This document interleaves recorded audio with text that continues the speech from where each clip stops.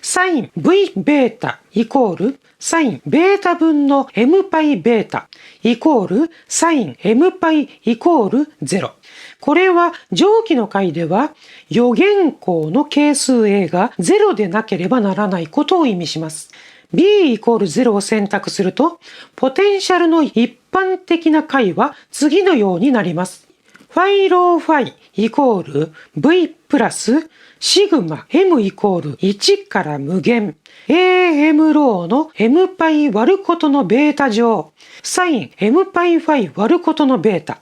高校で習ったシグマが出てきましたね。